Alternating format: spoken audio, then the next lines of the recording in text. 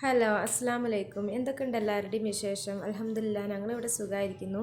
ഇന്നത്തെ recipe air ഫ്രയറിൽ എങ്ങനെ chicken grill ചെയ്യാം എന്ന് നോക്കാം. അതിനായി ഒരു മസാല പൗഡർ ആദ്യം തയ്യാറാക്കണം.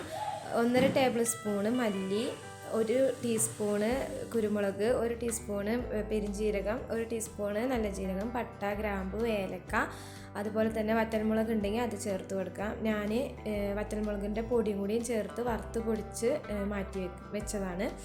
അതിനുശേഷം അര സവാള, അര തക്കാളി, 1/4 കപ്പ് പുതിനയില, മല്ലിയില, വെളുത്തുള്ളി, ഇഞ്ചി, പിന്നെ പച്ചമുളക് ഇവയെല്ലാം ചേർത്ത് നന്നായി അരച്ചെടുക്കുക.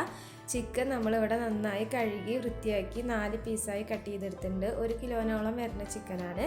പിന്നീട് നമുക്ക് മസാല തയ്യാറാക്കാം. അതിനായി 3 ടേബിൾ സ്പൂണ് തൈര്, 1.5 ടീസ്പൂണ് ചെറുനാരങ്ങ നീര്, അതുപോലെ തന്നെ നമ്മൾ നേരത്തെ വറുത്ത് പൊടിച്ച് വെച്ചിരുന്നല്ലോ ഒരു പൊടി, ആ പൊടിയും ചേർത്ത് നന്നായി മിക്സ് ചെയ്തെടുക്കുക.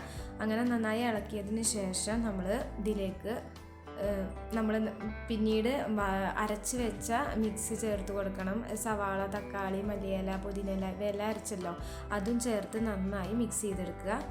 അതിനുശേഷം 2 ടീസ്പൂണ് കാശ്മീരി ചില്ലി പൗഡറും 1/2 ടീസ്പൂണ് ഗരം മസാലയും ചേർത്ത് നന്നായി ഇളക്കി കൊടുക്കുക. ഈ സമയത്ത് തന്നെ സൺഫ്ലവർ ഓയിൽ 1 ടീസ്പൂണ് ചേർത്ത് കൊടുക്കണം.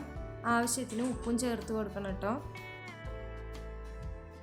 അങ്ങനെ ഈ കൂട്ടിലേക്ക് നമ്മൾ കഴുകി വൃത്തിയാക്കി വെച്ച ചിക്കൻ്റെ പീസ് ഓരോന്നായി ചേർത്ത് നന്നായി മസാല പിടിപ്പിച്ച് കൊടുക്കുക. നല്ലപോലെ ചിക്കനിലേക്ക് മസാല തേച്ച് പിടിപ്പിച്ച് കൊടുക്കണം. അങ്ങനെ ഈ മിക്സ് നമുക്കൊരു 4-5 മണിക്കൂർ റെസ്റ്റ് ചെയ്യാൻ വയ്ക്കുക. ഓവർനൈറ്റ് റെസ്റ്റ് ചെയ്യാൻ വെക്കുകയാണെങ്കിൽ ഒന്നുകൂടി നല്ല ടേസ്റ്റായി കിട്ടും. ചിക്കനിലോട്ട് മസാല ഒക്കെ പിടിച്ച് നല്ല ടേസ്റ്റായി ജ്യൂസി ചിക്കൻ നമുക്ക് കിട്ടും. അതെല്ലാം സമയമില്ല എന്നുണ്ടെങ്കിൽ ഒരു 4-5 മണിക്കൂർ എന്തായാലും റെസ്റ്റ് ചെയ്യാൻ വെക്കുക ഫ്രിഡ്ജിൽ. ഞാനിപ്പോൾ ഇവിടെ ഓവർനൈറ്റാണ് റെസ്റ്റ് ചെയ്യാൻ വെക്കുന്നത്.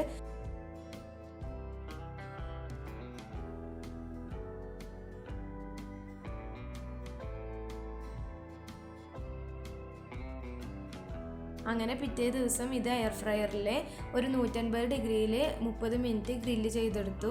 സംഭവം പൊളി ടേസ്റ്റ് ആയിരുന്നു കേട്ടോ. ചിക്കനിലൊക്കെ നന്നായി മസാല ഒക്കെ പിടിച്ച് നല്ല ജ്യൂസി ആയിട്ട് നല്ല സോഫ്റ്റായിട്ട് നമുക്ക് ചിക്കൻ കിട്ടിയിട്ടുണ്ടായിരുന്നു.